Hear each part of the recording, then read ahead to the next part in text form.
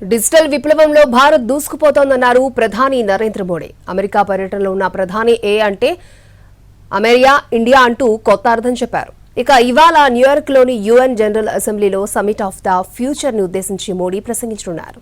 భారతదేశానికి మీరే బ్రాండ్ అంబాసిడర్లు అంటూ అమెరికాలోని ప్రవాస భారతీయులపై ప్రధాని నరేంద్ర మోడీ ప్రశంసలు కురిపించారు.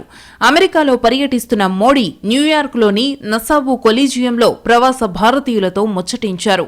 లాంగ్ ఐలాండ్లోని కొలీజియం వద్దకు ప్రధాని రాగానే ప్రవాసులు ఘన స్వాగతం పలికారు. తనకు ఎలాంటి పదవులు లేని సమయంలోనే అమెరికాలో 29 రాష్ట్రాల్లో పర్యటించిన విషయాన్ని ప్రధాని మోడీ గుర్తు చేసుకున్నారు.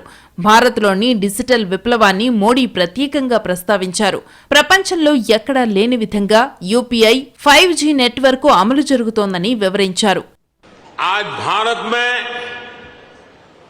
रिफॉर्म्स के लिए जो कन्विक्शन, जो कमिटमेंट है वो अभूतपूर्व है.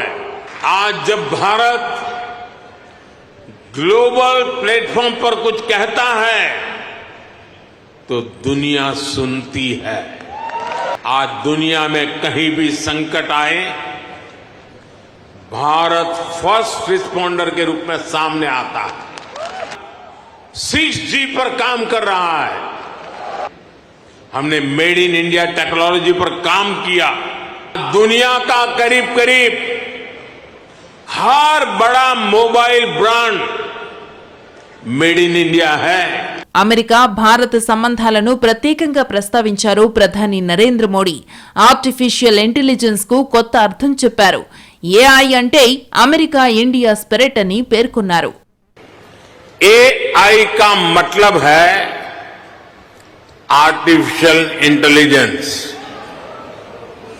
लेकिन मैं मानता हूं कि एआई का मतलब है American Indian. Indo American community of USA ఆధ్వర్యంలో నిర్వహించిన Modi and US progress together event కి భారతీయులు భారీగా వచ్చారు. ఈ సందర్భంగా నిర్వహించిన సాంస్కృతిక కార్యక్రమాలు అలరించాయి.